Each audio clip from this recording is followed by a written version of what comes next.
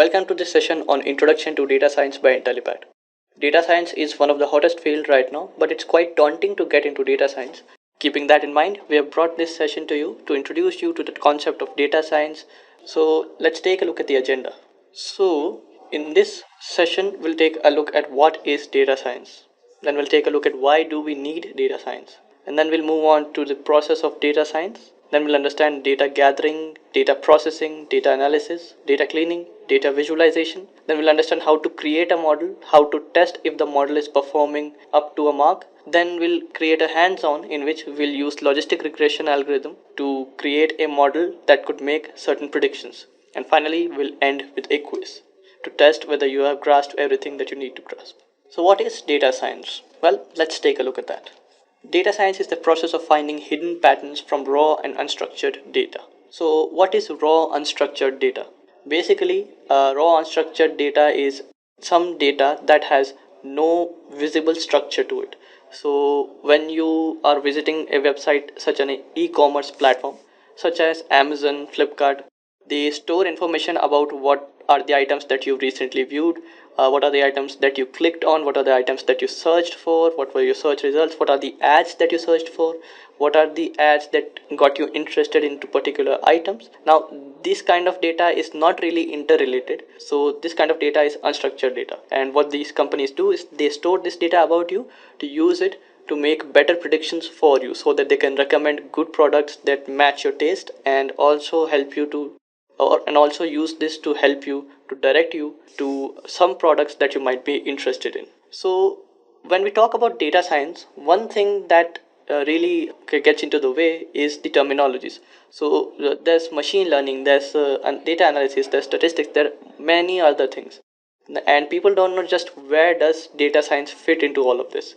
So if you take a look at this Venn diagram, it explains it quite beautifully. We use statistics and scientific methods in statistics. We use algorithms from machine learning, and we use the data analysis part to create models, to use the models to make predictions. And data science is the part of this Venn diagram where all of these three things overlap. It signifies that all of these three things are used in data science: statistics, machine learning, and data analysis. Now, just because it uses these three things doesn't mean that you have to be a master in all of these things to get started. You can get started quite easily in data science. You need to just know the basics. So, why do we need data science? 80% of the data gathered by companies is unstructured data. As we've already seen, unstructured data basically means data that has no visible structure, visible patterns that you could use to provide better services to your users. So 80% of the data gathered by other companies is unstructured, and data science is used to analyze this unstructured data and extract simple observations that could help the companies to structure their business model in order to help the customers better and get a better reputation. So unstructured data as visible to the naked eye is quite difficult to understand and grasp, which is why we perform these data analysis tasks to and data science, and we perform data science operations on it to extract some meaningful observations out of the unstructured data and gather information about the users and how to best move forward in future. So the incoming data can be from various sources. It could be from the web, it could be from a database. This database could be normalized, could be denormalized, it could be an SQL database, it could be a no SQL database. The data sources are quite varied, and since the data sources are quite varied, the data model will be quite varied as well. This is the problem that many data scientists face when they get a lot of data but they have no idea how to join the data together. This is one of the most difficult tasks in data science. Once you gather the data, then you need to understand how to join the data, which data to leave out from certain sources, how to get the data cleaned, so on and so forth. Now you can use this data acquired from different data sources and put them directly into a BI tool. BI stands for business intelligence, but sometimes business intelligence tools are not capable of handling such large quantities of data because you gather a lot of data based on your user base, the size of your user base. Companies like Amazon have data in terabytes of volume, so you can't really just throw all the data in a BI tool and expect it to work. This is where data science comes in, where you extract meaningful information out of the data and create a model. Now, to handle large amounts of unstructured data, we draw meaningful trends. So for that, we need data science. from that unstructured data, from that raw data that we have collected from our user, we want to generate some trends, we want to extract some information so that we could use that to suggest our business to move in a better way. So let's take a look at a real-time use case. So data science is quite useful when we are trying to create a model that could predict credit card fraud detection. So suppose you have a lot of information about all the credit card transactions, and you have information about which of these transactions were fraudulent transactions that should not have gone through the credit card system but they did. So maybe someone tried to trick the system, got more money, or someone stole someone's credit card and made a transaction that was not supposed to be made. So these kinds of things are quite common, and to handle these kinds of things, what we do is we gather a lot of data about fraudulent credit card transactions, and then we perform the data science operations on that. We gather data from multiple sources, we clean it, we process it, we visualize it, we generate a model that, when fed some information about a credit card transaction, could give us an indication on whether it's fraudulent transaction or not. If it is a fraudulent transaction, or if it's classified as such, then our banking officials can take a look into it, can call the customers, whether it was them who produced the transaction, so on and so forth. So this is one use case. Now data science is useful not just for this but for many other tasks, even in the banking industry, but this is one of the most popular use cases of data science in credit card companies. There are other use cases as well, such as social media analytics. So have you wondered how Facebook recommends you are useful in fields like this? There's also targeted adverts. So for instance, Google Ads recommends you advertisements based on the things that you've interacted with, the YouTube videos that you watched, the searches that you've performed, the tasks that you've performed on Google, the things that you've searched for, and so many other things. This is where Google Ads come into play, and they use data science and all the techniques in data science to create and generate models and to make targeted advertisements specifically to a specific user. There's augmented reality. Augmented realities are used to put images into the frame where they were not really images. So Apple uses augmented reality. Many other AR gears are also available that uses data science. Then there's recommendation engines. So when Netflix recommends you the next movie or the next TV show that might of interest to you, it uses data science in the background. And then there's healthcare imaging. There are systems that could take a look at your brain scans and figure out if there is a tumor in your brain scans. Look at the heart scans, look at the ECGs, look at various other imagings that you can perform in medicals, and you can get some sort of a reading out of those systems, whether or not the patient is at risk of heart disease, whether the person has a cancerous tumor, whether it's malignant or benign, and so on and so forth. Now, there are many algorithms that you can use in data science. Some of them are linear regression. Linear regression is most commonly used when you want to predict something, and most commonly when you have only two features and you want to plot them and predict something out of it. Linear regression is quite useful for that. It's quite easy to understand when there's only two variables. When there are multiple variables, it could get a little tricky. Similarly, we have logistic regression. Now, logistic regression is a classification algorithm. Also, although it's a bit confusing that it has the word regression in its name, it is a classification algorithm. So the major difference is, in linear regression, we try to predict a continuous value, likely price of a house depending on its square footage, the area that it is in, and how old the house is. Similarly, logistic regression is used for classification, where we're trying to take some data and predict which class it goes into. So we get an image and we wish to predict whether or not it contains a dog. We take an image and we try to predict what species of flower is it. So these are different classes that our data could be put into, and this is why we use classification algorithm. Decision tree is also a classification algorithm. Naive Bayes uses probabilistic model using the Bayes theorem, and allows you to make assertions based on the probabilistic model. And KNN stands for K nearest neighbors. Now it's mostly used for clustering. So K means clustering is used for clustering, and KNN allows us to create clusters and then put new data points inside the graphs and make accurate predictions based on the features that they have. K means clustering is an unsupervised learning. So linear regression, regression and classification are supervised learning, in which we give them the information about the data that we already have. We have a labeled data set where we want our model to learn from it, and we know the answers already. We know the house prices that our data set has, and we want it to learn from that and make accurate predictions from there. In clustering, we send in a lot of data and then we tell it to perform clustering and try to figure out some sort of a grouping, try to group a certain data points, find out a certain groups, and then based on the similarities that they have, and then tell us what those groupings are. And this is very useful when they're trying to predict which customers are similar to each other.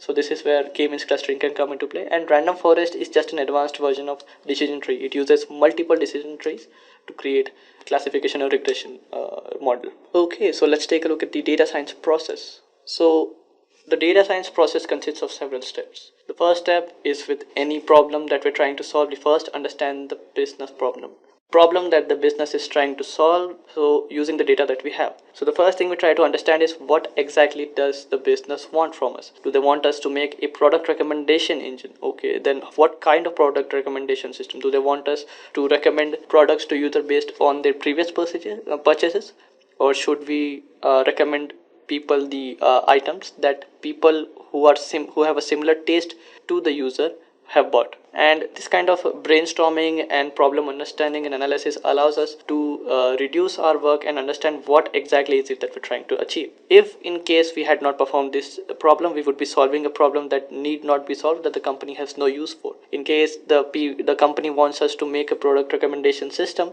that recommends the user things based on their previous purchases, and we build the product recommend system on some other kind of data, then it becomes a real problem.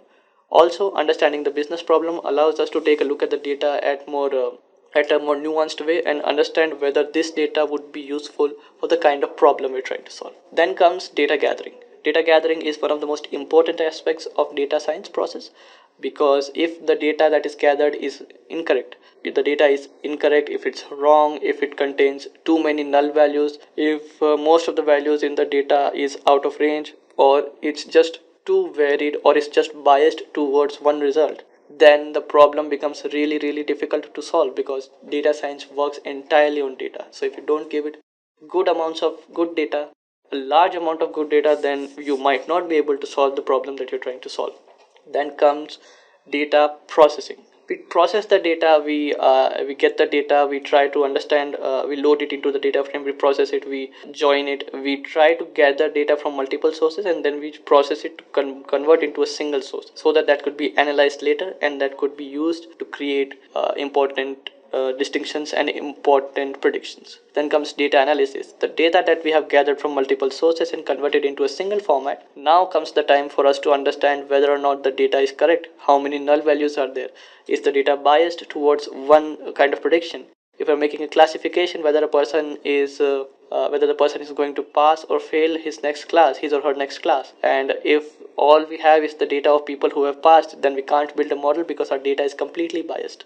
So these are the kinds of information that we need to understand. We need to analyze the data, understand the outliers, how much of the data is usable, how much of the features in the data, how much of the columns in the data are just unneeded for the problem, and so on and so forth. Then comes visualization. After analysis, we visualize the data to take a look at whether or not something is correct or incorrect. We wish to take a look at the trends of the data. So for instance, if we have some data set, let's say that we have stock prices of some company, and we have a long list of prices. Now we could just take a look at the prices and see, okay, the price is increasing and then decreasing and increasing and decreasing, but that could be a little tedious. Data visualization allows us to create graphs and create visualizations that make us intuitively understand the trend that is inside the data. So we take a look at the data, take a look at the stock prices, and we can take a look at the visualization, and we can quickly understand that the data is showing an upward trend or a downward trend, whether the profits are increasing or decreasing, since when did the profits start decreasing, what could be the issue around those times. This is where data visualization comes into. Then comes data cleaning. So depending on the kind of data that you have, one thing that you might have to do, and it's quite possible, is that you have to convert categorical data to numerical data. Maybe you have dates in incorrect format, maybe you have date in the US format and you need to convert it to the Indian format, or maybe vice versa, or maybe you just have data that's just irrelevant, or maybe some data that is outliers, or maybe some null values. So how do you go about doing this? This completely falls into data cleaning, and it's something that you need to take care of. You need to understand the domain before cleaning the data, because maybe some data is not an outlier, it's an actual value that we just didn't understand and we removed it, and that could cause a lot of problem. So data cleaning is the next step. And finally, after all the steps, after we've got a cleaned, processed, analyzed, visualized data set, we use machine learning and data science algorithms to create models. These models could either perform regressions or could perform predictions or classifications, and allow us to make accurate predictions and provide value to our business. This is the problem that we were trying to solve. And when we create the model, we test the model to check whether or not the model that was created is performing well. If it's not performing well, then maybe we need more data, maybe we need another algorithm, maybe we need to clean the data correctly, rescaling, reshaping. There's a lot of scope in that department. So the first step in a data science solution is to understand the problem. As we've discussed, that understanding is the problem is the key. If we start off wrong in that step, our entire data science flow is going to be disrupted and we might end up solving the wrong problem.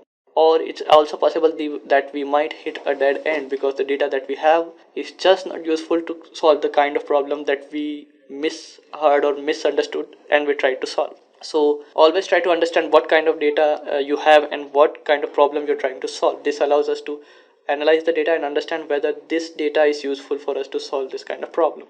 Because when you get a problem, the first thing you need to ask is, why do we need to solve this problem and how can we solve this problem? The why is the most important question in this entire flow. And we need to understand the end product. What exactly are we trying to build? What are the features that are required in this model? What should be the input? What should be the output? How fast does it need to be? Why do we need to take the input in one particular format and not in other?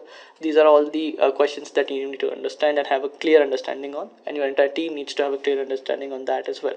Then we determine the data sources for this problem. As I've already discussed, the data might come from several other sources. It could come from a CSV file, from a text file, from a legacy database, from the internet. Using web scraping, we could get a lot of data this way, and that could be a problem for us to understand as to how to merge all this data and how to get this data from. Suppose we are getting the data from a legacy database and it's just too much effort, then we might, and the data is just too little, then we might regard that source to be not useful and we just don't use data from there. Now these are the kind of things that you need to understand when you are trying to do the data science, trying to solve a data science problem. And after all of these steps have been performed, you should have the information and the context which you are required to solve this problem. These contexts can allow you to understand what exactly was the problem and do we have correct data to solve this problem. If we don't perform these steps in this way, we might end up spending a lot of time, lot of effort, lot of money in solving a problem that either didn't need to be solved, or the problem that we misunderstood, or maybe the problem that we could not have solved with the data that we had. We just spent a lot of time and essentially wasted a lot of time. So now let's take a look at some of the steps in data science. Let's take a look at data gathering. Data gathering is also known as data extraction, which is the process of retrieving data from various sources to be used in your data science process. So it's not really necessary for you to extract data from multiple sources. If you have a data source that contains large amounts of data, then well and good. However, most of the times when you're working with a data science project, you need large amounts of data. That requires you to gather data from extremely varied sources. You might need to get data from a CSV file. You might need to get the data from a website or a web API. If the website is not providing a web API, that you need to scrap that website and get the data that you need from that website. And sometimes you need to get it from a legacy database. Maybe your application that is interacting with the customers is storing information about their likes and dislikes in a MySQL database that was designed a long time ago. Now you need to extract the information and only the information that you need from the database, and then you need to gather the data from all of these sources into one common place. This is where data gathering comes into play. The more data that you have, the better it is for you to train your model, and the better chances you have of solving the problem with greater accuracy. Now, just because you have more data doesn't necessarily mean that your model is going to be perfect. More data that is really well cleaned, that's really well prepared, that's been preserved in a good condition, and that does not contain a lot of null values, that does not contain a lot of unrealistic values, then data gathering is considered to be successful, because when your data gathering process is successful, you end up with a large amounts of data. So data extraction is performed in order to gather data from various diverse sources or data repositories. So we extract data from multiple sources, and then we gather that and store it in one single data repository. This data repository is then used to train our machine learning models and make predictions. Now, you could gather data from a lot of places. Two of the most common one are databases and internet. When you're using databases, it could be a NoSQL database, it could be an SQL database. In NoSQL databases also there are multiple kinds of databases: document stores, graph databases, column stores, and so on and so forth. Similarly, on the internet you have a lot of sources. You could get data from a web API. Web API might be a RESTful web API, it could be a SOAP driven web API. There's a lot of diversity from the sources that you can get the data from. And if the internet source that you're looking for does not provide a web API, then you might need to create scripts that could reach into the web pages, extract the information that you need from it, and then you store it somewhere that you can use in your data science process. So now let's get our hands dirty into the code, and we'll try to perform some SQL queries to know how to extract data from an SQL database that contains multiple tables, and we might need to perform several operations like subqueries and joins and all that. Okay, so let us take a look at SQL subqueries. A subquery is basically a nested query that allows us to extract some data from another table and use that data inside the current query. So to do that, we have a database that has two tables, make and model. This database is used inside a car dealership. So let us take a look at the data that we'll be working on. So we select star from make, and as you can see we have three make names, or the name of the companies of cars. Now let's take a look at the model, and we have 6 rows inside it, and all of them belong to a specific make, and this is referenced using a make ID. So make ID is the foreign key that is referencing the ID column of the make table. Now what we wish to do is we wish to write a query that will look at all the data in the model column or the model table. It will take a look at all the data, and it will give us the ID or the make ID of all the cars that have been built after the year of 2000. So anything with the year less than 2010 will not get included in our result. And then we'll look into the make table, and we'll take a look at all the IDs that were returned by the model table, and we'll take a look at if that ID exists here, and if it does, we'll show the name. So to do that, what we do is we start by writing the query. So what we want is we want the name from the make table where the ID is in, and this is where we start our subquery. We want the make ID from the model table where year is greater than or equal to 2010. Let's take a look, and sure enough we get the Honda and Hyundai. So let's take a look if we got the correct answer. So what we wanted is we wanted the name of the cars that have the name of the make of the car that have models that have been released during the year 2010 or later 2010. So let's take a look at that. So essentially we have 3 models, or three models of cars that have been released either on or after 2010. So we have City, i10 and Verna. So we have the ID of 2 and 3, and the ID of 2 refers to the make of Honda, and this third ID refers to the make of Hyundai, and this is what we get as an answer. So essentially a subquery allows us to extract some data from another table and use that data and use the outer query to work on that data. So our inner query results the make IDs that we need, and then our outer query extracts the data from the subquery and uses that data to display the result. So our subqueries are done. So let's take a look at how to join data from two tables. We'll take a look at the queries and look at the join keyword and how to use the join keyword to get data from two tables that are linked using a foreign key and display it in a single command. So what we want to do in this problem is we wish to extract the make name and the model name and the model year and display it in a single result set. Now the issue here is that we have the data in two separate tables. We have a make table and we have a model table, and they are linked using the make ID in the model table. So the make ID is the foreign key, and we can use it to extract data from both the columns and see where the columns match, and we show the data. So let's take a look at how to do that. So the first thing we need to do is we need to use a select query, and in that we will name the things that we wish to extract. So from the make table we want the name column, and I will name it as make underscore name. The reason why I do this is because in the model column there's another model table, there's another column named name, and I don't want there to be any confusion as to which column named name refers to which column. So the column will be named as make name, and the other column that we want is the model dot name, and finally we want model dot year.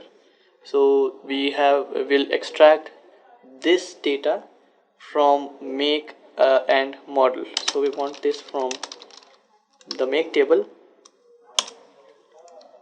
We want inner join the model table on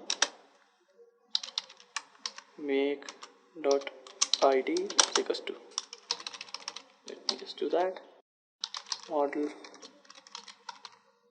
dot make id, and here we have the data that we wish to extract. We have the make name, the name, and the year.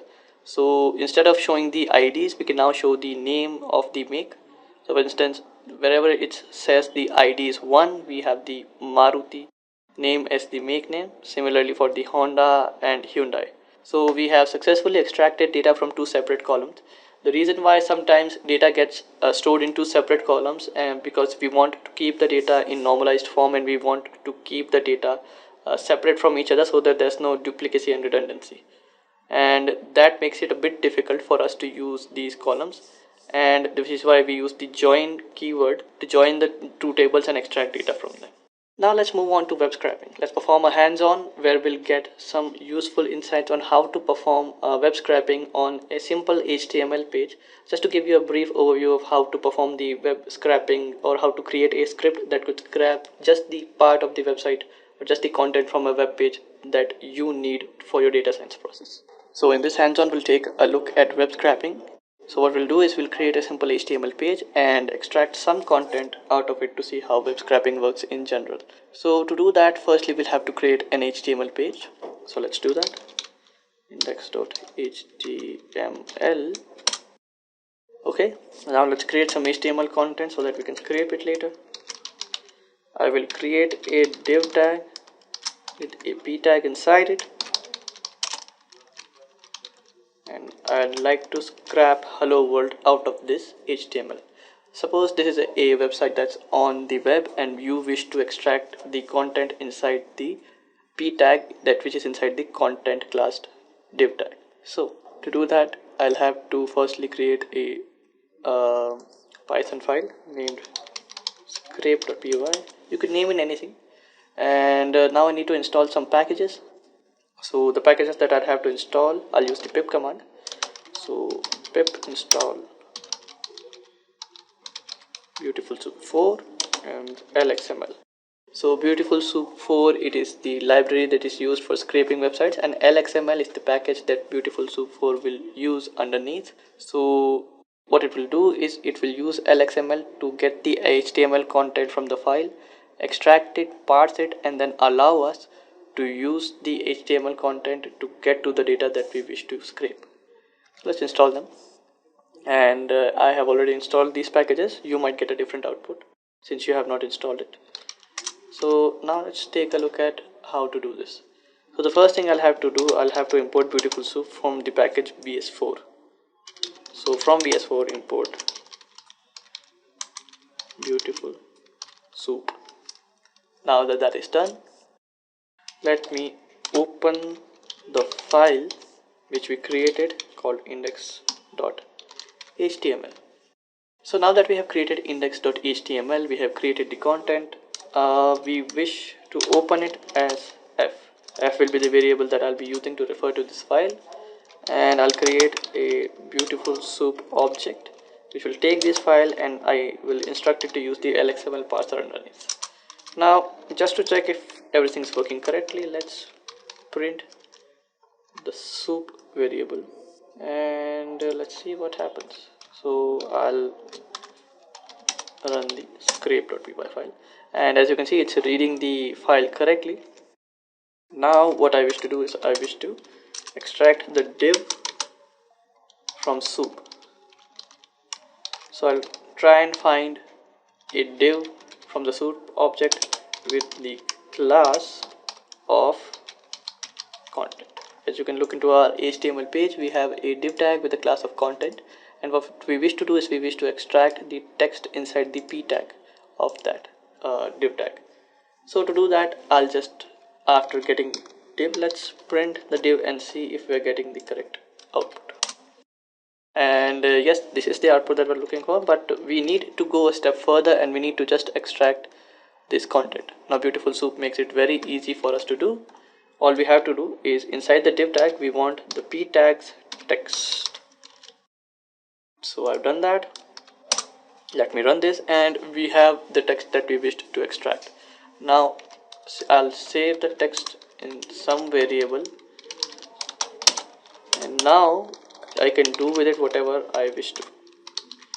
So I'll print the data for you to see if it's working properly, and yes it is. And now this data can be used to be stored inside a database, in a CSV file, in a text file, or maybe just for some pre-processing and then used into a machine learning or data science algorithm, or perhaps just to be stored inside or perhaps just to be performed some word tokenization and using NLP. So this text is now extracted from HTML using web scraping, and now you could use it to perform several tasks or save it wherever you wish to. So now let's take a look at data processing. So data processing is the process of converting data into easily readable information which is more organized. So when you get data from very different platforms such as databases and all using data gathering, now it's our job to use these libraries such as Numpy, Pandas, SciPy and all to convert those separate data forms into a single data format so that they could be utilized all in one. So there are many libraries for data manipulation. There's Numpy, there's Pandas, there's SciPy. They all work in conjunctions, and now Pandas is actually using Numpy under the hood. So there is a lot of interdependency between these libraries as well. So let's take a look at these libraries. So firstly, Numpy. Numpy is a library that is very popular in Python. It's an abbreviation for numerical Python. It is an extremely fast library. It performs really well with even with large amounts of data sets, and it's specifically used to perform mathematical and complicated mathematical operations that you cannot perform on normal lists, which is why we use Numpy and Numpy arrays and all that. And it's very popular in scientific computation because it allows us to apply several functions and methods to it to convert data from one form to another and to organize data and do a lot of things with it. Similarly, Pandas is a very simple and powerful solution for manipulating data that's in tabular format. Mostly Pandas is used for because of its data frames, but it has series and other features as well. It's built on top of the Python language, and it uses Numpy underneath the hood for some of its features. And Pandas gives you a lot of libraries and a lot of features that you could use out of the box to make your life simple. So as you can see, Pandas performs better than Numpy for 500k rows or more. So if you have a large data set, then Pandas performs better than Numpy because of its internal algorithms, and they are extremely highly optimized, which could be used very easily. It has a very simple API as well, so it allows us to use these functions very easily. Whereas Numpy performs better for 50k rows or less. So if you have a smaller data set and you have just a single row, loading it into a Numpy array and then vectorizing it and then converting it to, or reshaping it and then using it would be a better option. Pandas series is a very flexible data structure, and it is something that allows you to define your own labeled indexes. For instance, you want to create key value pairs that perform really well even under high computational stress. Then you could use Pandas series. On the other hand, NumPy is the elements in the NumPy array are accessed using the default indexed positions. So similarly to a list, you can access the elements in NumPy using the indexes that are present in you, as you can see in lists. Also, you can also access NumPy array elements similarly, while in Pandas you have your own labeled indexes, so you can use them. The first step to create a NumPy array is to import the NumPy package. Now you can import NumPy package. Most probably people include the NumPy package at the top of their file because it's so common to use it. So to import NumPy, you can just type import NumPy. But since NumPy is so commonly used and it has 5 characters in its name, people abbreviate it to NP. So whenever they import NumPy as NP. It's a convention. You don't really need to do it, but people do it, and it's easy to create a NumPy array out of simple lists. Just pass in the list in the np.array function. Similarly, you can create a 2D or 1D vector or 2D matrix of zeros using the zeros method, and also you can create a vector or a matrix of a specified shape with random numbers using the np.random.random method. There's also series in Pandas. So Pandas series is just a one-dimensional labeled array, and it can have any data type element in it. So you could have a string, a literal, an object. You could have many different kinds of data in a series. So to create an empty series, just use the series constructor function in the Pandas package. And if you want to give the indexes, you can just, when you're creating the series, pass in the list and also pass in another keyworded argument named index, which should be a list of all the indexes. Make sure that the number of elements in the list are the same as the number of elements in the data list that is sent as the first argument. Then there's data frame. So data frame is the two-dimensional tabular structure. This is one of the most important and impressive features of Pandas. Pandas data frame can be built from several data sources such as SQL tables, CSV files, Excel files, so on and so forth. And you could construct these data frames yourself. These data frames are very useful. They allow you to perform several tasks like grouping, aggregating. You can apply methods on it and to manipulate data in some way. So to create an empty data frame, just use pd.dataframe function and it will create a data frame for you. Similarly, you could create a data frame out of a series as well. Just pass in the series in the constructor and it will create an empty or a data frame based on the series that you passed in. Now let's take a look at some of the hands-on on data processing. So now let's take a look at some data processing using NumPy in Pandas. So to do that, firstly we'll have to import NumPy in Pandas. I'll import NumPy as NP and Pandas as PD. I think I misspelled. Yeah, and it works. So now let's first take a look at how to create a NumPy array using a list. So firstly, let me create a list. So a numeric list that will contain 1, 2, 3, 4 and 5. So let's take a look at that. And we have a numeric list.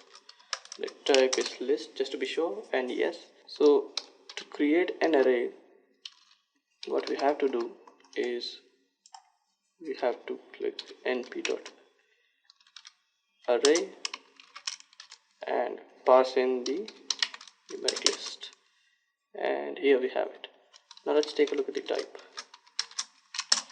and we have a NumPy n-dimensional array. Now it's not necessary to pass in a one-dimensional array only. You could, for instance,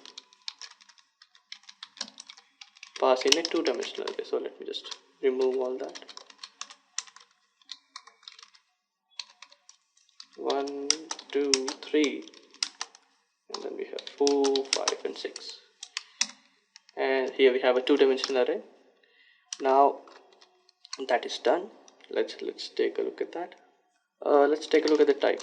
The type should still be the same, and it's an NP&D array. Okay, let me show you another trick. So you could, for instance, instead of creating a two-dimensional array, maybe you have a one-dimensional array. Let me just remove the additional brackets. Let's take a look at that. So we have that, but let's say that instead of having an array of size 1 by 6, that is 1 row and 6 columns, we want to sort of reshape it to 2 by 3. So 1, 2, 3 would be in the first row and 4, 5, 6 would be in the second row. So let's take a look at that. It's quite simple. We'll just use reshape, pass in the shape which is 2 by 3, and we have that. Now it is important to notice that this array is not been reshaped. So if I type again, it's the same shape. The thing that's changed is that it has returned a new array that is of that shape. So if I change the original array to that array and then I print it, then I get the same array. So we have reshaped the array, we have gotten the array, but what if you want to create a numpy array of zeros? You could do that. So you could create np.zeros, and you could take a look at the documentation as well by pressing shift tab, and it will tell you what is it. So you could tell it the shape of the array. Now the shape that I want it to have would be, let's say, 2 by 3, and the shape needs to be passed in as a tuple, and here we have a 2 by 3 array. Let's say 1 by 3 and you get this. So that's how that works. We can create a numpy array of that as well. Now there is also a range method. So let's say that I want to create an array of range 1 to 10. Now whenever you create a range, make sure that you understand that the ending number would be excluded. So always start from 0 to 10 and you'll get all the numbers from 0 up to 10 but excluding 10. So you'll get 0 to 9. So you could create a numpy array that way as well. So with that you could perform a lot of tasks. Let's say that I wanted to reshape it, and it, instead of it being from 3 by 3, and now you have created a 1 to 9 numbers matrix which is of the shape 3 cross 3. So you could do that as well. Now let's take a look at pandas. So pandas comes with a something called series object, and again you can take a look at the documentation by stepping into the brackets and pressing shift tab, and I'll show you how can you do that. So press the plus button to take a look at the additional documentation. It's got a very good descriptive document string as well. So now that that's done, let me just pass in some data. Pass in 1, 2 and 3 and you get a panda series instantly. Now let's say that I wanted to create a panda series out of zeros. Let's say let me use this, but instead of reshaping it, I'll just pass in this, and you get a panda series of 1 to 9 automatically. Now this is why numpy and pandas work together, because pandas underneath the hood uses numpy, so it allows you to use numpy objects or numpy nd arrays with it. So now that we created this, let's take a look at how to create a data frame as well. So a data frame is nothing more than just a multi-column series, and it allows us to store data in tabular format using rows and columns and all that. So the way I like to create data frames is using something called a series, but it's not really necessary. You could just do it this way, and here you have the series. Here you have the data frame using a list. You could also type in the index as well, so we can create an index here. I'll call it a, but the index needs to be of the same shape as the data. And now instead of 1 2 3 we have a, b and c. I suppose if it was not of the same shape, then I'll get an error. As you can see, I got a big error saying value error. So always make sure that the index is of the same type. Now creating data frames like this could be tedious, so a good way of doing it, let me just remove this here. A good way of doing this would be using a dictionary where the keys would represent the column headers and the values would represent their values. So let's say that I have id, which is equal to 1 2 3, and let's say that I have a name. So let the names be a, b and c, and as you can see that it has returned us a data frame that contains the id and the name. Now Another common thing that you can do, instead of typing the index there, if you wish to make a column the index, you can use the set index method on the data frame object. So I'll just pass in ID, and now instead of having 0 1 2 3, we have 1 2 3. So if you were extracting data from a database and you needed to store the ID, you could do it this way. So we have created a data frame, and we have created series, and we have created the numpy ND arrays as well, and we are allowed to reshape it as well. You can combine these tasks together to create and manipulate data as you wish, and create dummy data for yourself as well. It's really quite helpful. So let's take a look at some data manipulation. To do that, I'll import pandas.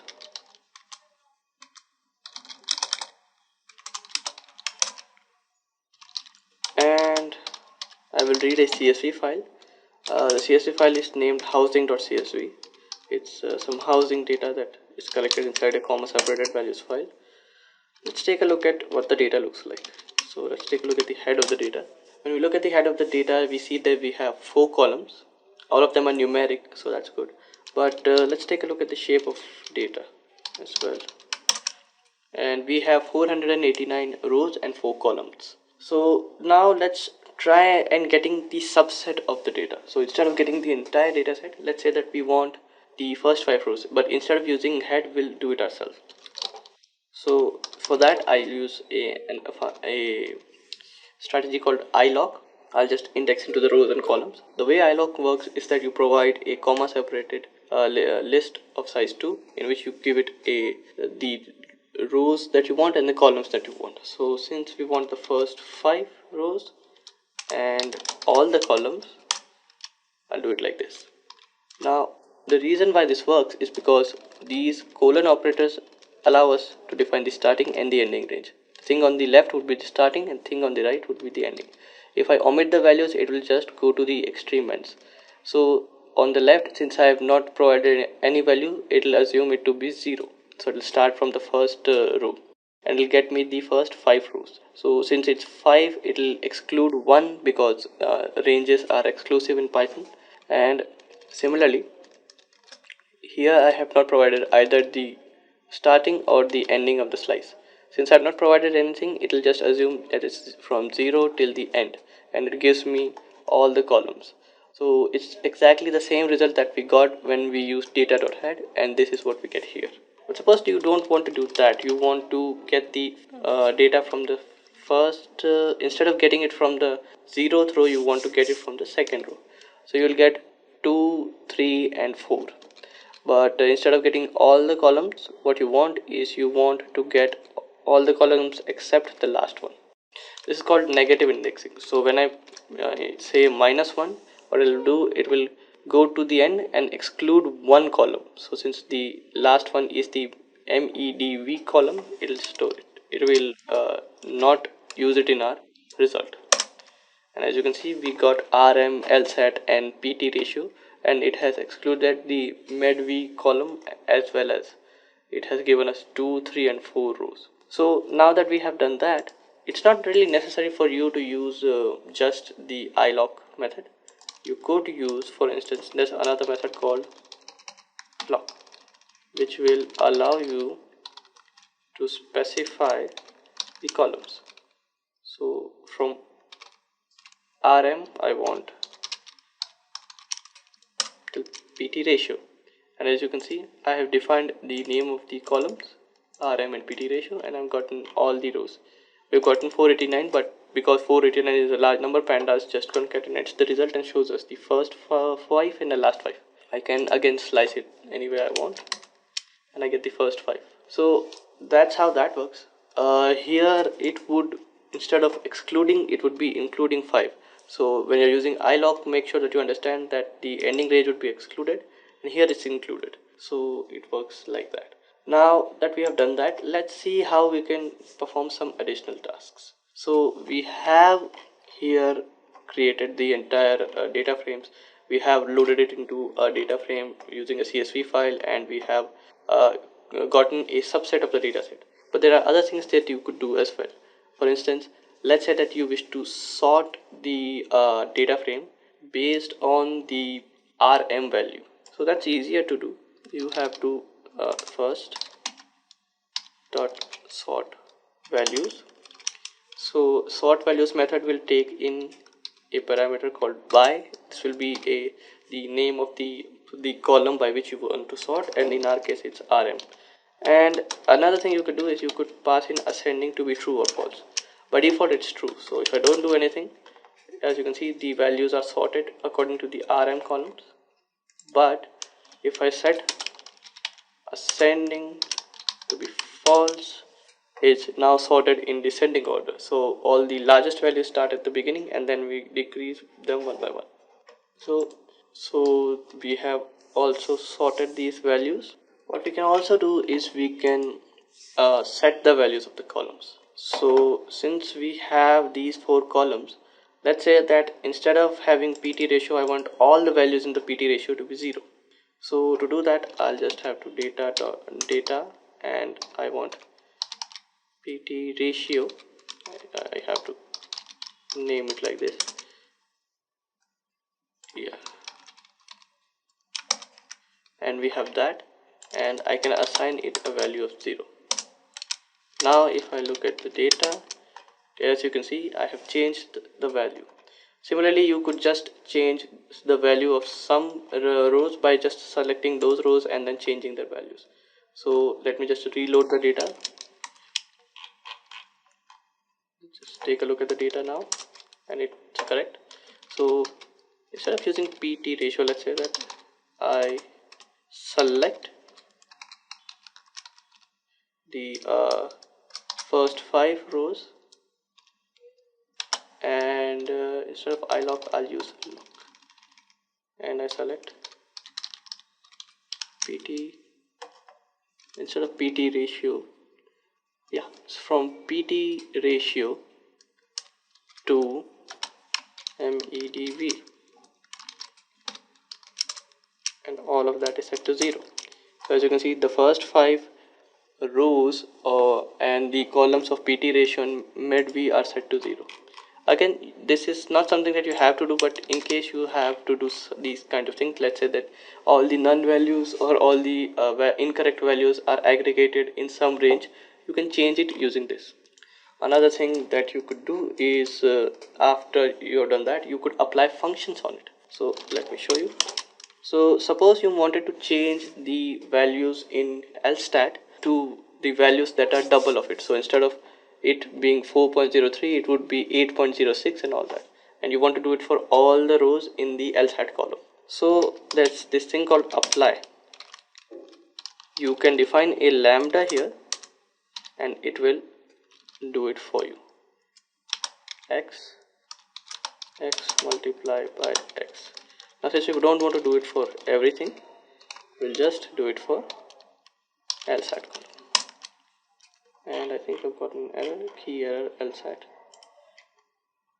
Oh, it's lstat. Okay, so now we have gotten the column, and now important to note is that it has not changed the column. So x multiplied by 2, and it's still there. So to change it, what I can do is, as we have discussed earlier, I could just assign it like this, and now as you can see, we have doubled the values of doubled all the values inside the lsat column. Similarly, you can perform other tasks as well. This is a very simple example, but this is just to show you that you could apply functions using that. And finally, another thing that you could do is you could do Boolean indexing. So let's say you want every value where data rm is greater than 5, and now you have 474 rows. So this is what is called as Boolean indexing. So when you type in just this command, you get this Boolean mask where wherever the conditions are met, it will return as true. So here what we do is, when we type in this, it will check, okay, so the 0th row is true, I'll show that. First row is true, and if some row is false, then it will skip that row. So now we have that. We have all the rows that contain the similar data, and that's what you can do. Another thing you could do is, let's say greater than 6. Now you have 318 rows. So this works, it works like that. And you are not really limited to just one condition. Suppose you wanted to interpolate multiple conditions, so I could just say and the L stat value of data is greater than 10. And I had forgotten, yeah, see, and we don't have any I didn't change it, L stat, and here's the data. Now we have 268 rows, and you could just keep interpolating like this. You could add more conditions and you'll get to filter the data like that. So filtering the data is important when you wish to just extract some data based on some condition or on some rows. That allows you to just get the data that fits your requirements instead of using the entire data set. Supposing your data set was like 200,000 data points, and you only wished to extract the data. Let's say that you had some census data and you wished to extract the data or the subset of the data that contained the state as Rajasthan or some other place. So you could do it this way, and this is how you can extract some data, manipulate it, get some subset of the data, apply some sort of methods on it to change the values, and that would be really handy for some of these tasks. So let's take a look at merging, joining, and concatenating the data frames created using pandas. So pandas has merge, join, and concat features. So merge and join combines the given two data frames into a new data frame that has a common column. So similarly, how you perform join queries in SQL tables, you can perform merge and join similarly. The only difference is join works on indexes, while merge can take any two columns and can combine the two data frames based on that. Now concatenation on the other hand takes two data frames and stacks them one on top of the other based on the order that these lists were passed in. So if I create three data frames, df1, df2 and df3, and I create a list out of those in that order, and I pass it into the concatenate function, it will return the data frame that has the combined data of data frame 1 followed by data frame 2 followed by data frame 3. Given that all of these data frames have the similar shape, have same columns, and you could use them to be combined together using the pandas concatenate function. Now when you merge or join two data frames together, the first data frame data is shown in one column alongside the second data frame column shown in the same row but different columns. So you could do it that way. So if you are similarly, when you merge or join two tables in an SQL query, you get a similar output. Now there are four kinds of joins or merges: inner join, right join, outer join, full outer join, and left join. So in inner join, only the data that is common between the two are joined together.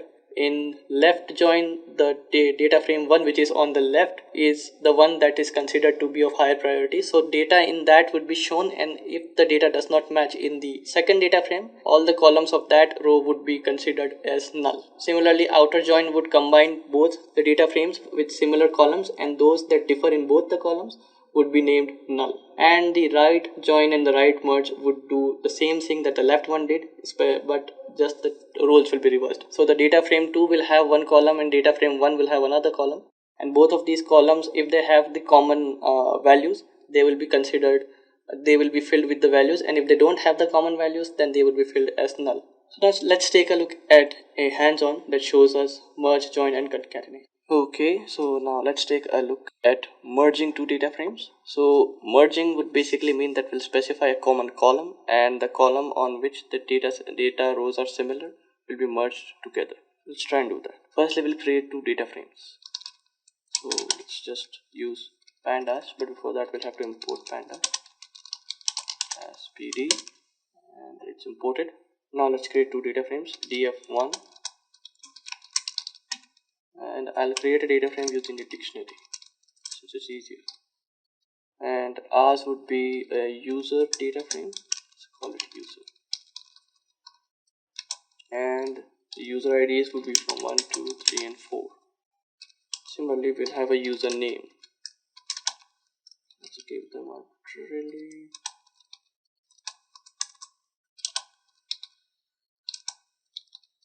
Okay, so we have created the user data frame. Now let's create qualifications.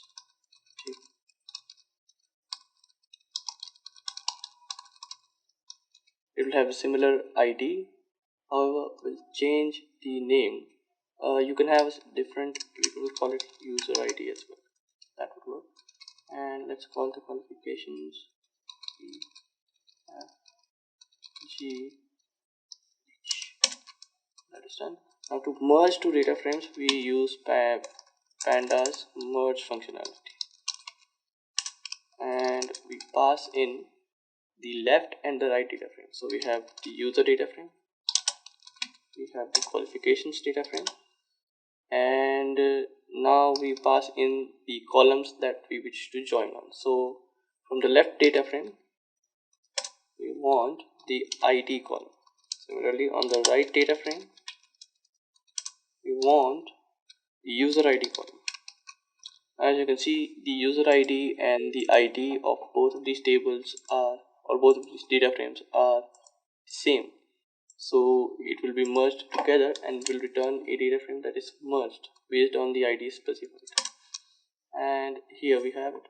So we have the username A, B, C, D. We have the IDs, and with them have the name of the qualifications. Now these suffixes are there, that's underscore x and underscore y, because we have a similarly named table. ID, name, and user ID, and then name again. So you could change it to qualification,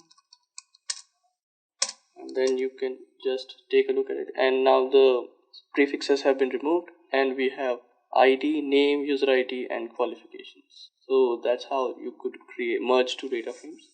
So now let's take a look at joining two data frames. Now merging and joining are similar operations. Let's take a look at how these two differ and how to use one. So we'll use the same code to create another data frame. This time I'll call it df1, and one thing that I'll change here is I'll set the index. So the difference between merging and joining is that on merging you can specify the columns that you wish to merge on, but when you're using joins you need not specify, you only have an index set on your data frames, and if the indexes are similar then your data frames will be merged together. So here we have df1. Let's take a look at the other data frame. Create another data frame called df2. Now the index will be same. Let me just change the name.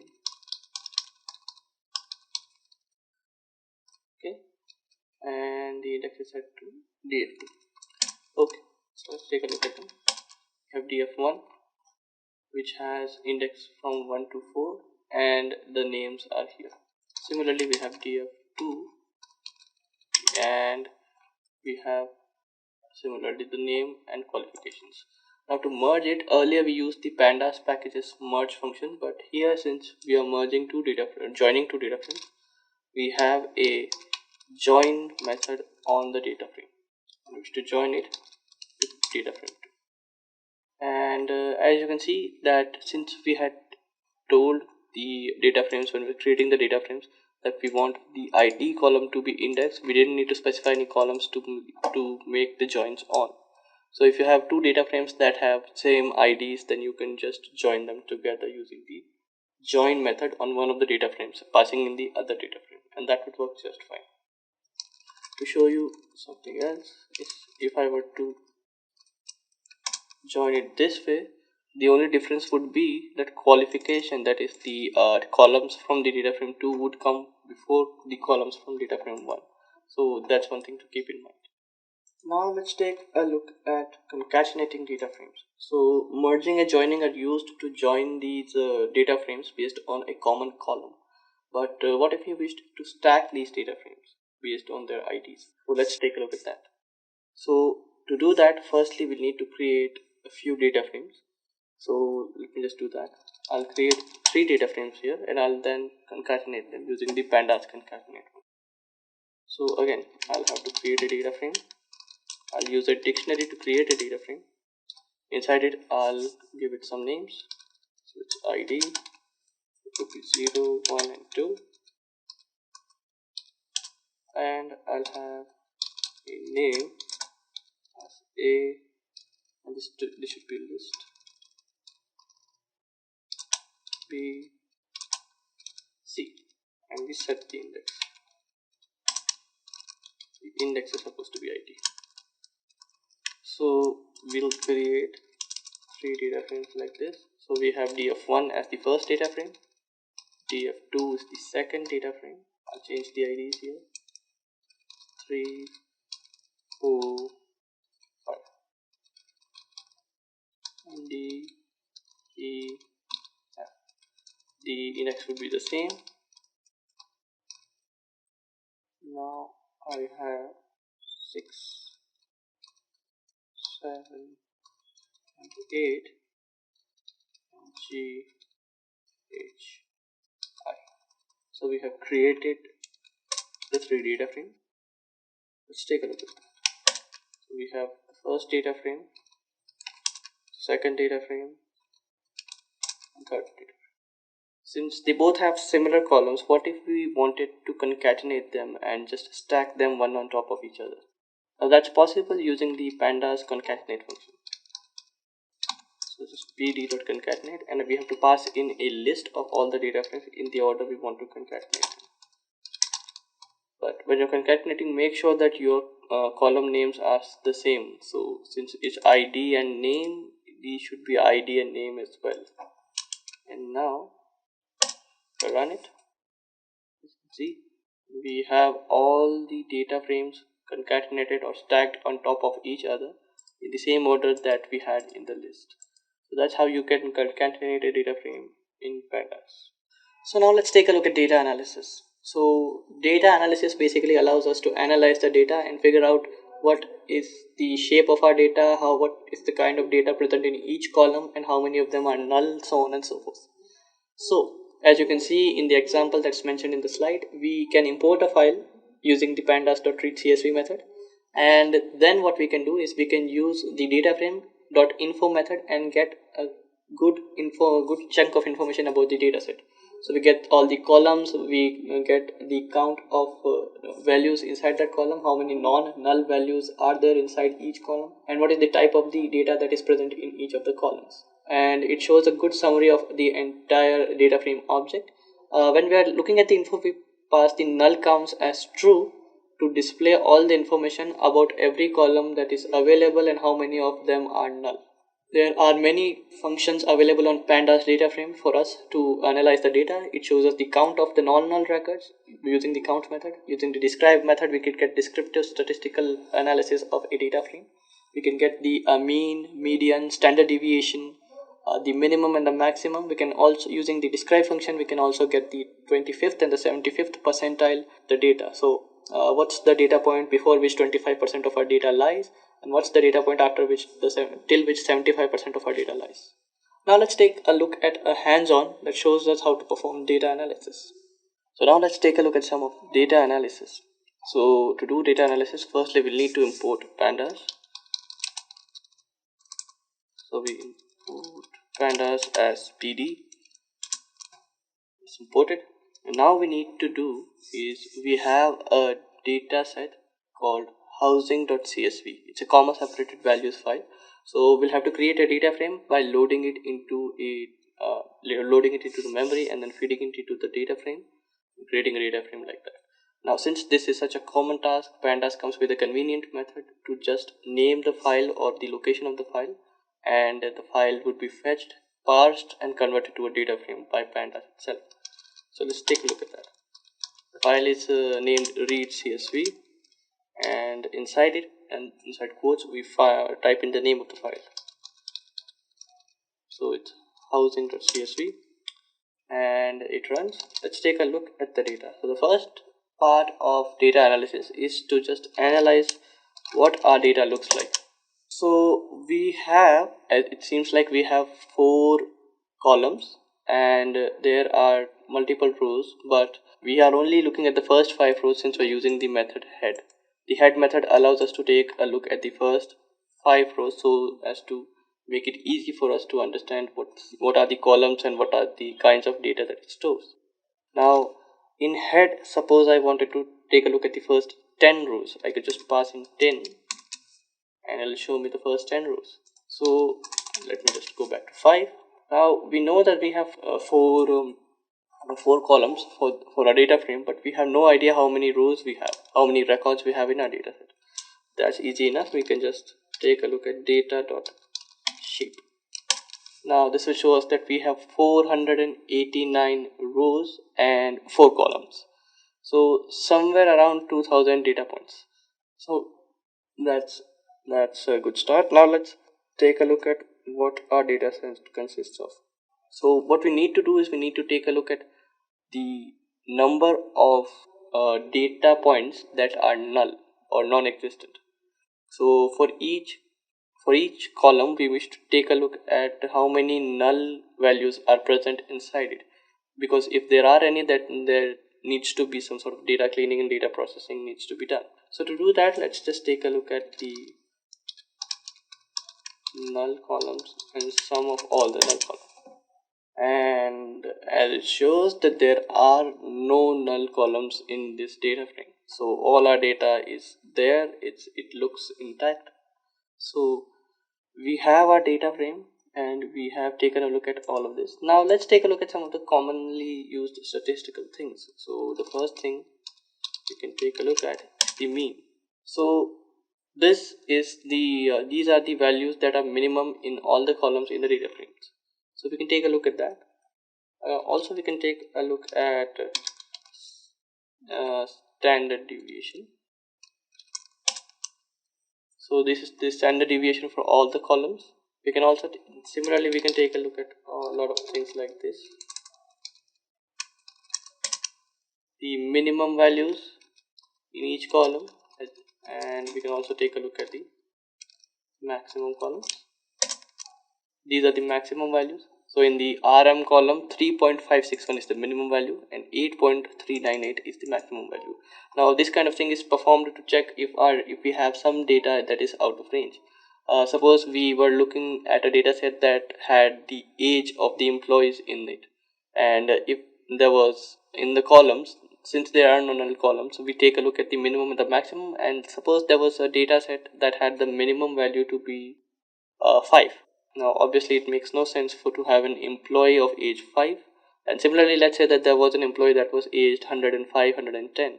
So since these are the things that are not possible, it's obvious that there are some data points in our entire data set that contain incorrect values, and we'll have to then go ahead and correct for those. Now since these tasks, calculating the mean, standard deviation, minimum, maximum and some other tasks, are so common, that the pandas data frame comes with a method called describe. What it does is that it creates a table in which it shows us the count, the mean, standard deviation, minimum values, then the 25th percentile, the 50th percentile, the 75th percentile and the maximum values for all the columns that we have. So instead of you having to then do it for each column you have, or doing it for each of these features such as count, mean and standard deviation, you can just use the describe method and get the data that you need to use. So this is how you can analyze your data, and based on the analysis of the data frame that we have, we then move on to do some data cleaning, which allows us to remove a lot of unnecessary or incorrect data, or we need to fill some data that's not present. So let's take a look at that. Now let's take a look at data cleaning. So data cleaning or data cleansing is a process that is used to remove unwanted or inaccurate data from our dataset. Now this analysis, this is what data analysis is used for. So if we have a lot of null values, we can drop a column. If we have a few null values, we can replace the data in those null values with a number that we wish to, such as 0, or maybe the mean of the entire column, or so on and so forth. So there are many functions available in pandas for data cleaning. In a data frame, we can use the rename method to rename a column. We can use the fill NA method to fill all the null or empty cells with the mean value or the value that we specify, which is 0, 1, 2 or whatever. We can also drop a few columns, that is if the columns are irrelevant to our task.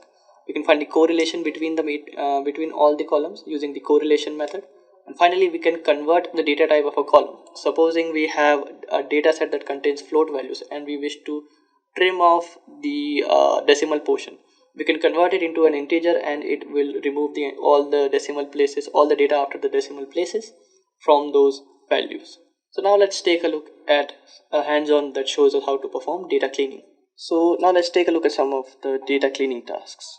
So to do that, firstly we'll import pandas as PD, and we have a data set called patient.csv that contains records of patient information. So we'll just load that using the pandas read csv method. Inside the read csv method, we'll type in the name of the file, which is patient.csv. We'll take a look at the first 5 rows of our data set. So we have our data set, and immediately the first thing that we can see is there are a lot of NaN values. So NaN stands for not a number, or we could also get not available, or any kind of value that's not available there. So to fix this, firstly we'll have to normalize our data. So suppose we have in this data frame, it does not really make sense for us to have a number that is 0. So if there is any column that is numbered 0, we'll have to mark it as NaN. Similarly, sometimes what happens is, instead of writing NaN, people just write in null. This could be that the data is imported from a database. That could also be a reason. And finally, we'll also mark anything as we've already discussed, is 0, or anything that's just a space. This is also not considered none, but since we have no other option, we'll consider it null. So let's do that. It's the data dot replace, and we want anything with the value of 0, anything with the empty space, and anything with the value of null to be replaced with np.nan. So to use this, I'll have to import numpy as np, and I'll have to do this in place. So if I don't do it in place, let me show you. It will return a data frame with the following operations applied. However, I want to do it in frame because I want these changes to be applied to this data frame only. Now again, to do it, I could just go data is equals to data.replace, but since the option is there to do it in place, I'd rather do that. And now we have done that. Now let's take a look at the amount of null values. So data.shape tells us that we have 4212 rows and 14 columns. Now let's take a look at data.isNull.sum. Let's take a look at the sum of all the data sets. So we have 3894, 3920. So we have a lot of null values in a lot of columns. Let's take a look at if means, and these are the percentages of the columns that are null. So the sex column is 92% null, birth year is 93, country, region, group, there are a lot of columns that are null. So to do that, the first thing we can do is we'll take a look at the data dot. What kind of data do we have in these columns? So the ID has integer 64, sex has object, and birth year is float. So float and int are the numeric types, and anything else is basically categorical data. So we'll have to clean it up, and we'll try to do that. But the first thing that we have to do is we have to remove the null values, because they will have incorrect information and will cause a lot of issues when we're processing the data. So to do that, pandas comes with a handy method called data.dropNA, but this would cause a problem. So when I run the dropNA method, as you can see, we have lost all the rows, so we have no data left. So what it does is dropNA method takes a look at all of the columns of a row, and if it finds a single NA value or null value, it will just drop it or remove it.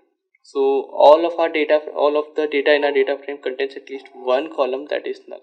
So to do this, to do it more effectively, instead of dropping all the columns, what we can do is we can just drop all the rows, all the columns with an a value. Instead of dropping the rows that contain one column that might be null, we'll just change the axis, and that will return us this. As you can see, we have 4212 rows, and we have ID, country, confirm date, and state. So that works. Now this is fine, but suppose that you don't want to just remove all the columns. Another thing you can do is you could fill it with the mean of the data, or you could fill it with a specified value. Now before we begin, we can't fill the data with the mean of the data unless it's a numeric data. So let me first just get the numeric data out of it. Select d types, and we'll remove anything with the data type of object. Okay, I have used an equals to sign. Let's take a look at it. Okay, so now we have the data. Now let's take a look at the null values. Okay, let's take a look at the mean, and only the ID column is something that has the only the ID column is completely filled. Otherwise all the columns are filled with some kind of information, but mostly they are null. So to fix this, now since we have at least 93% of our data is null, it would be a good idea to collect more data, because this data set is not useful in real world scenarios. But if you wish to, like suppose if it was not 93, it was just 20, it was just 14, then maybe you could make some educated guesses and understand how to do this. So for instance, if you wanted to fill this, you could fill all the null values with 0. So as you can see, group is completely filled with 0, and I think I selected the wrong data frame. Numeric data, and everything that's null has been selected as 0. Now 0 is a good metric. However, the problem with 0 is that it might not work correctly. So let's sometimes what we wish to do is we wish to calculate the mean of the value, and if lots of the data are 0, then the mean gets shifted. So instead of doing that, what we can fill it with is the numeric data's mean. Now as you can see, all the null values are replaced with the mean of the column. So the mean of infection order was 2.257, and it's been changed. The null values have been changed to that. Now that all works, but another issue that you could face is we have categorical data in it as well, and as we know, categorical data cannot be used for our purposes. So let's just take a look at the data. So in country we have no null value, so let's just extract that and convert it into a, instead of a categorical, we convert it into numerical. So country is equals to data, and we will just want a single column, so we'll use country. I hope I'm yep. So this is the value, and we have 4,212 rows. Now to convert categorical data to numerical data, what we can do is we could just simply use the from sklearn.preprocessing, we could import something called a label encoder. That would work. Also, one other thing that we could do is, firstly we can take a look at the type of the data.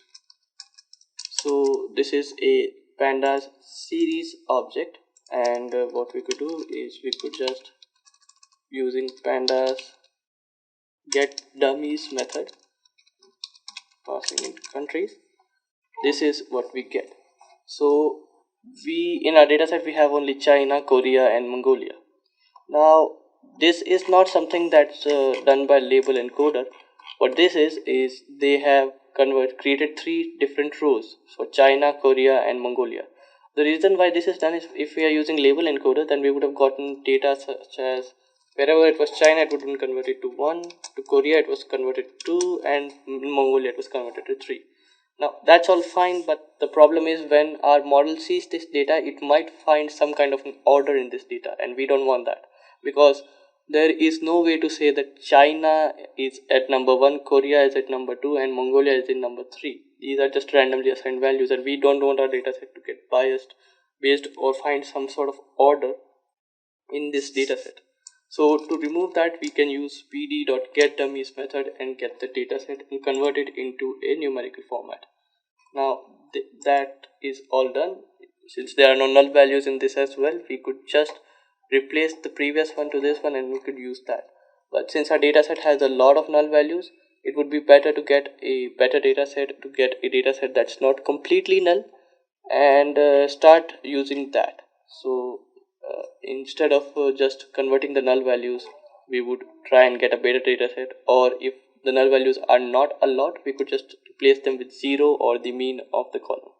Now let's take a look at data visualization. So data visualization is mostly performed to visualize our dataset and figure out a graphical or pictorial representation of the information that is present inside our data. Data visualization allows us to easily look at the data, compare the rows, compare the columns, and generally understand the trend that our data is representing. So why should you visualize data? There are many reasons to do visualization on a dataset. Firstly, we can we can see the changes and understand how the data is changed over time seamlessly when we visualize it, rather than just looking at the plain data. It's easier to discover correlation between two or more variables in a visual manner. So if we visualize the correlation matrix, it's just easier to us to look at it and understand what variable correlates with what variable in our dataset. And using proper visualizations, we can even simplify complex information into a user-friendly format.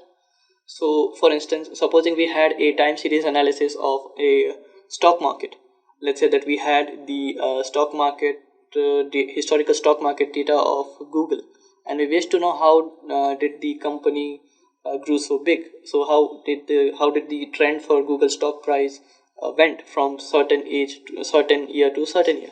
We can get the data set and then we can visualize it using a bar graph or a line graph, and we can understand that okay, generally the data tends to increase and the prices of Google stocks have been increasing ever since. And similarly, we get a more of a generic point, we can understand it better, we can tell a better story about the data that is being visualized as to why it happened, what's going on, and since when has the increase that we are seeing now started from.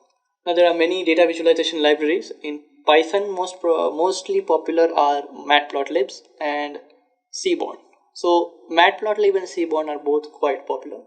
Matplotlib is used for plotting, contains bars, lines, pies. It's a very popular plotting library and contains a lot of tools for us to create plots and graphs and visualize the data very well. Now, on the other hand, Seaborn has a more interesting and default themes. It uses Matplotlib underneath the hood, and it provides a better syntax over the Matplotlib APIs. Now, Matplotlib graphics package is for data visualization and can mirror MATLAB. So, in MATLAB also, Matplotlib has a data visualization package. Now, Seaborn it has a better integration with data. So pandas data frame, so you could just use pandas data frame right out of the box in Seaborn by providing some functions, and you could use it very well. And also it extends matplotlibs for better graphics. So if you want your matplotlib plots to look a bit nicer, you could just use Seaborn instead. Matplotlib figures can be opened and can be closed as well, whereas in Seaborn automated creation of multiple figures is available. In Matplotlib works very well with data frames and arrays and has some helpful APIs as well. So if you have a data frame that you want to visualize, it's very easy for you to use it with Matplotlib. And Seaborn works with a whole lot of data sets instead of just data structures. So you could pass in several different kinds of data sets, data structures, and Seaborn will be able to handle those data structures. Matplotlib is highly customizable, so you could customize it and create a plot that looks exactly the way you want it to.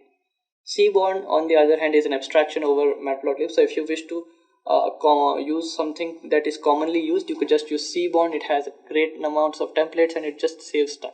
So in Matplotlib, you can create histogram, you could create line plots, you could create a lot of other things. In Seaborn, we can create count plots, we can create heat maps. Heat maps are especially useful when we are trying to visualize a correlation matrix or confusion matrix. It's very, very useful in that regard. Now let's take a look at some data visualization. Okay, so let's take a look at how to visualize some data sets. So to do that, the first thing that we'll have to do is we'll need to import a few data sets. So we'll import, firstly we'll import pandas PD, and also to visualize our data sets we'll need matplotlib. So we'll import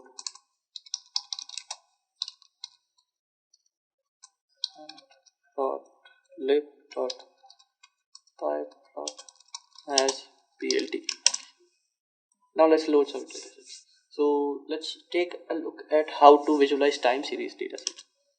So I have a data set that contains the stock market information of certain companies. Now let's take a look at the first 5 rows. This is what it looks like. We have a date and we have the stock market codes for the companies. So to visualize it, we simply have to use the matplotlib's plot function, and we'll plot the date to the, let's say, Google's stock market information. So to do that,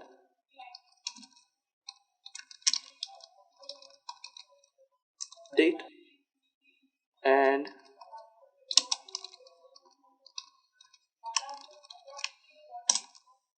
it's processing, and this is what it looks like. So it's very easy for us to now visualize the trend that the data is going from. So we are getting this kind of upward trend using our data set, and as you can clearly see that our data set is showing us a really good upward trend. So this could be presented in a presentation and could be easier for people who are not technical and not don't have the time to analyze the entire data set, to just take a look at it and understand how the trend is going. Now we can also create a histogram. To do that, we'll firstly load another data set. I have the national parks data set. So again, to do it, I'll just have to use the histogram method. And before that, let's take a look at the head of the data set. So we have the years as well as the some data about the Badlands, the Grand Canyon, and the Bryce Canyon. So to visualize it using histogram, what we can do is we can use the PLT method's hist method. Now, one thing to notice is that histogram is used to analyze historical data. So we'll just use the hist method, and I will pass in the Grand Canyon. And as you can see, we have visualized the Grand Canyon dataset. Now, another way we could visualize it is using a pie chart. So let me first load the dataset, and then I'll show you when to use pie chart. Pie charts are not extremely useful because they are not used everywhere. They have very specific use case. So we will be using types of movies dataset. Let me just show you what the dataset looks like. And it contains the sector, which is the type of the movie or the genre of the movie, and the percentage, that is how many percentage of those movies were released. Let's say that it's a data generated by a movie theater. So now this is, we could look at this and understand a few things, but it's not very easy to immediately grasp which movie type has the most number of movies released. So this is where we can use a pie chart. So the first thing we need to do is we need to pass in the data. So we want to visualize the percentage, and the other thing is the labels. So the labels would be displayed on top of the data to help us understand what we are looking at. And again, it's the sector. So when we do that, and here's our data set, we have this data set and it looks fine. Now one other thing is we could also use Seaborn for this. So let me just import Seaborn. Seaborn is a library that's built on top of Matplotlib. So let's run. Now Seaborn is good for because it allows us to visualize some things pretty quickly. So let's say that I wanted to create a let me just reload this dataset, and now let me show you a correlation matrix of the dataset. So again, this looks fine. However, it's very difficult for us to visualize which two columns have the strongest correlation. So to do that, to visualize it properly, firstly I'll create a matrix. Yep. And then using Seaborn, it's very easy for us to do. I'll just have to use the heat map method, pass in the matrix, and set the annotations to be true. And this is what our visualization looks like. One thing to note is that even though we have, if we don't set the annotations to be true, then we get this kind of data set. So both of these work. However, I think putting annotations to true would be much better. And we have we have got the annotations, we have got the entire visualization going. Now in visualization, what's most important is to understand where to visualize it, and to understand in which situation you need to use what visualization tool. So you can't use a pie chart to analyze the historical data. Similarly, you can't use a pie chart to analyze some time series data, and you can't use a heat map to analyze some data that describes percentages. So these are not for that. So understanding which tool to use for when is the best way to understand how to use Matplotlib, how to use SNS, or use any library to be used properly with the visualization techniques that we have learned. So now let's take a look at creating a model. So creating a machine learning model is basically the task that we perform when we're trying to create a mathematical model that will find patterns and that is provided in a raw data. So basically this is the step in which, after we have visualized our data, after we have cleaned it, after we have gathered it, after we have performed all the previous steps, we get some machine learning algorithms, and we process our data that we had cleaned in previous steps and feed it into the algorithm. It processes it and creates a machine learning model that will map some input to some sort of an output by finding some pattern. And that is why we create a model. That model can later be used to make predictions, or make classifications based on the data that is sent as an input to the model. So we input the raw data, and the algorithm performs on it, and it processes it and creates a model. Then that model is used to make predictions to a new data set that has no prediction made so far. Now when we are creating a model, we have to choose an appropriate algorithm and start training with it. Depending on the data set that you are using, depending on the problem that you're trying to solve, if you're trying to solve a regression problem, then you need to use a regression algorithm that can make predictions about a continuous value, like stock prices, temperature, and all of that. And if you're trying to make a classification model, that is a model that could classify an image or some data points, such as something that is at the risk of heart disease or not, which if an image that contains a dog or not. These are the kind of classification problems, and for that you will have to use a classification model. So then comes testing model. So after we have gathered our data, after we have created after we have generated our data, after we have cleaned it, after we have tested it, we come on to testing the model. Now when we are training the two parts that are involved in creating the model is training and testing. Training the model basically involves us applying machine learning algorithms to our data set.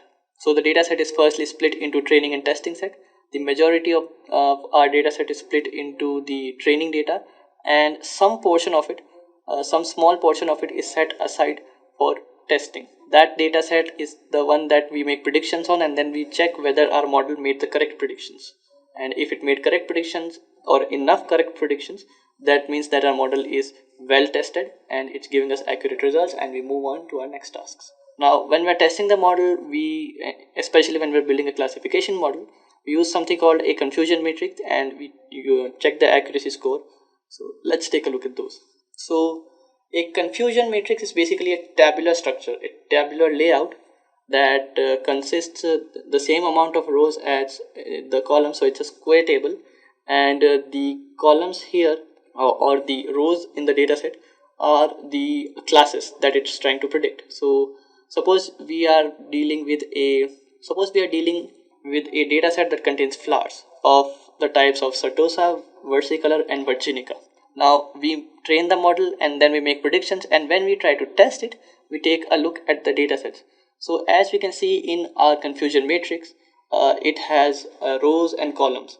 So these labels, Certosa, versicolor, and virginica, that are on the y-axis are the true labels. So these are the things that they should have predicted, and these are the things that got predicted. The predicted labels, the same were Certosa, versicolor, and virginica. So the way you can read this confusion matrix is, the first thing that you should understand is everything in the diagonals are the correct classifications. Anything that's not in the diagonals are the incorrect. So there are 13 data points in our data sets that were supposed to be Certosa, and our model correctly predicted it as Certosa. Then there are 10 that should have been predicted as versicolors and were correctly predicted as versicolors.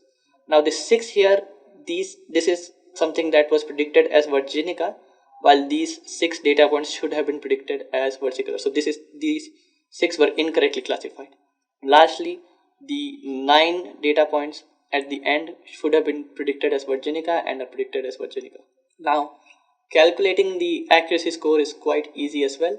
You just sum up the diagonals and then divide it by everything that is inside the confusion matrix.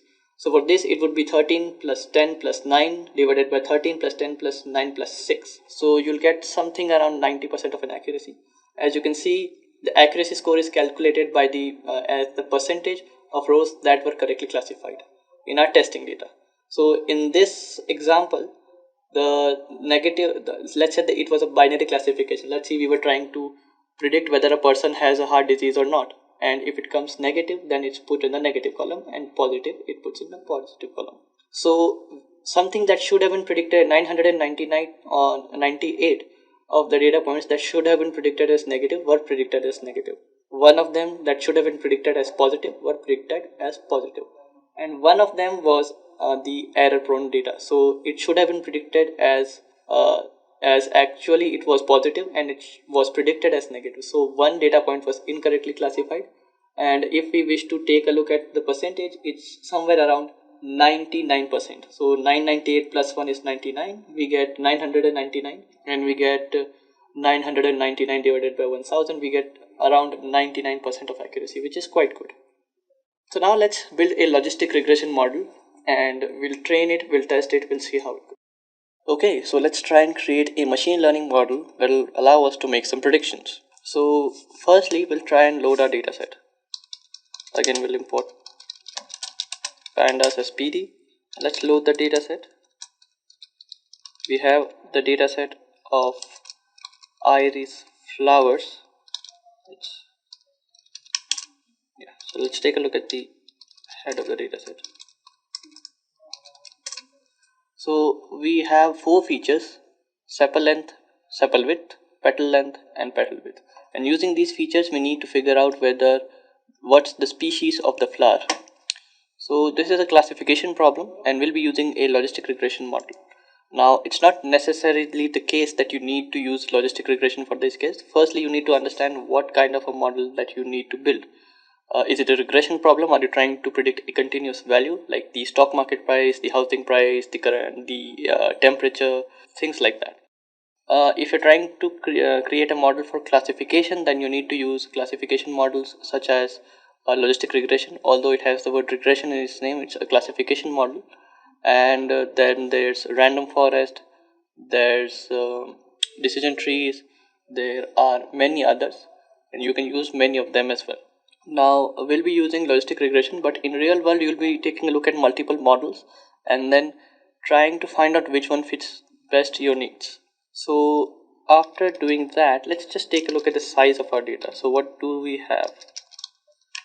And we have 150 rows with 5 columns. 4 of those are the features that we wish to extract, and the fifth one is the feature we'll be predicting. This contains the classes. So to do that, firstly we'll have to separate the data into the features that we wish to use to train our model, and then the features that we want to predict. So x and y would be that. X would be the things that will feed into the model, and y would be the prediction that the model is supposed to make.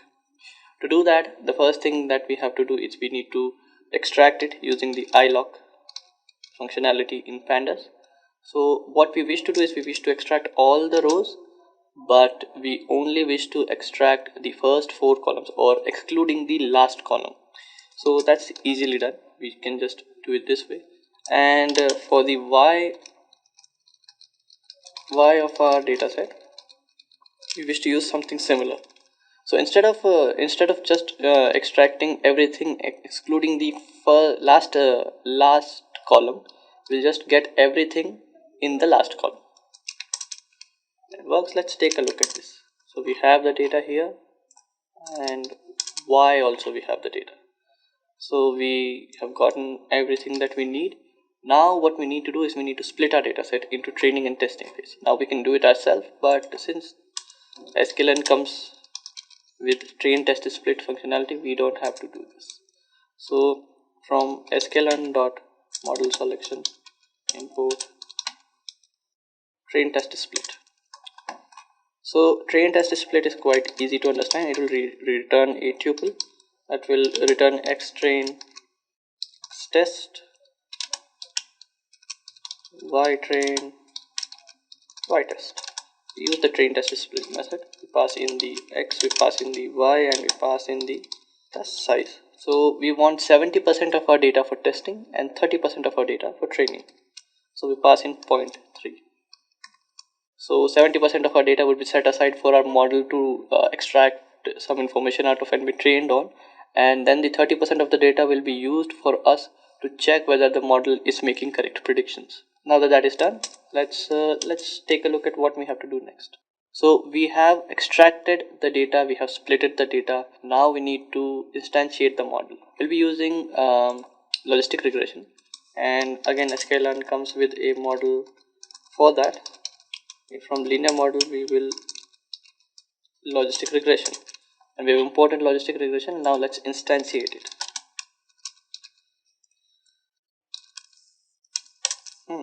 So we have logistic regression here. Now we need to train our model, and to do that we use the fit method on the classifier that we just instantiated. In our case it's the logistic regression model. We pass in the x train and the y train. So the training data is being used to extract information. It's trained, and now we can make some predictions. So now is where our testing data comes into play.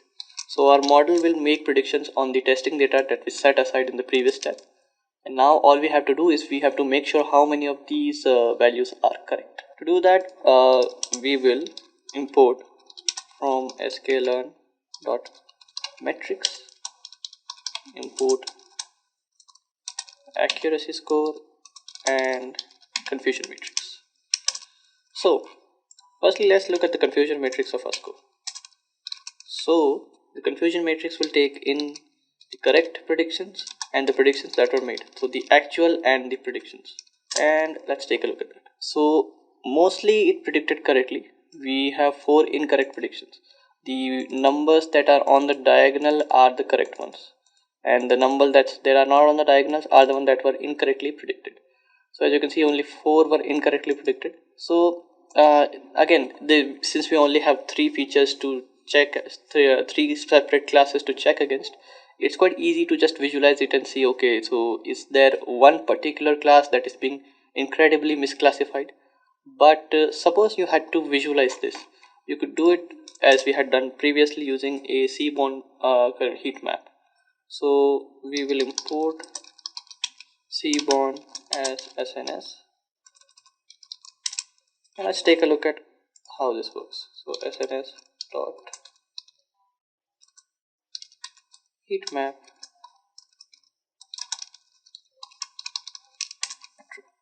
And as you can see, this is the one which has the most incorrectly classified numbers that are not on the diagonals. So we'll take a look at that.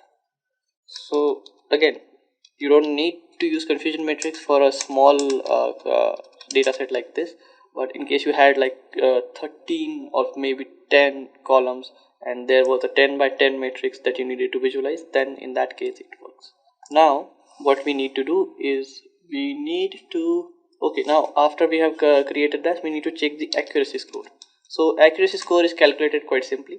We just have to sum up the diagonals and then divide it by the total number of observations. So all we have to do is 16 plus 13 plus 12. Let's save it here and divide it by 150. 16, oh sorry, it's not 150 because we have only said, yeah. So we can just copy this and add 4 to it. We have somewhere around 91.1% score. The reason why I've done it like this is because I wanted to show you how to calculate these. So these are the correct number of predictions divided by the total number of predictions that were made. So it's basically how you calculate your exam score. So the correct number of answers divided by the total number of answers. Now to do, since doing it manually could be a little bit tedious, what we can do is we can just use the accuracy score and we pass in the data. So we have the y prediction and y test. It really doesn't matter which one you passed before, and as you can see our score is exactly the same that we had gotten before. Now as I said, it doesn't really matter what you passed before, whether it's y test or y prediction. The way it works is that it checks how many of those values are not correctly classified. That is, if the values at ypred at a particular index is not matching the value at y test, then it's incorrectly classified. Otherwise it's correctly classified, and that way you could check. So this is how you could create a model for yourself, and now this model could be used to make predictions.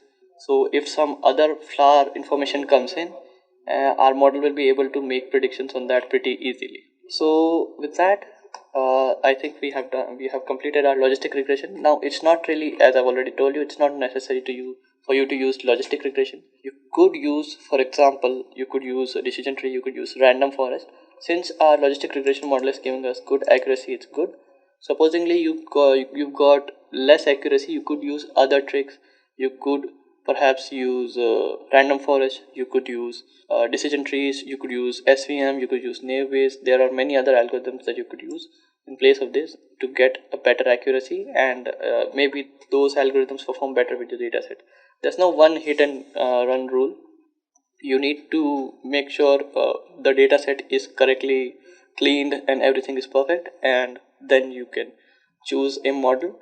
And what model works best for you depends on the dataset, the variance in the dataset, and so on and so forth. So these are the steps that are taken. Usually you just load the dataset, look at the head, look at the shape, separate the x and y features, then split them in testing and training phase. Then you instantiate a model, train it, test it, and then you check the accuracy. And the one with the best accuracy is the model that you use. And this is an iterative process. As new data comes in, we keep training our model again and again and again, and we get better and better accuracy depending on the kind of data that we have. Okay, now let's take a look at a few questions in our quiz. So in an SQL query, the query which is embedded inside another query is called a subquery. Is it true or is it false? And of course the answer is true. So how many dimensions can a Numpy array have? Can it have 1 dimension? Can it have 2 dimensions? Can it have 8 dimensions? Or is it none of the above? And the answer is none of the above. A Numpy array can have any number of dimensions. We just need to fill in the dimensions, the shape of the data, and provide the data that to be fitted inside those dimensions. What does the shape attribute in a pandas data frame does? Does it show the dimensions of the data frame? Does it show the dimensions of the series? Does it show the dimension of a Numpy array, or none of the above?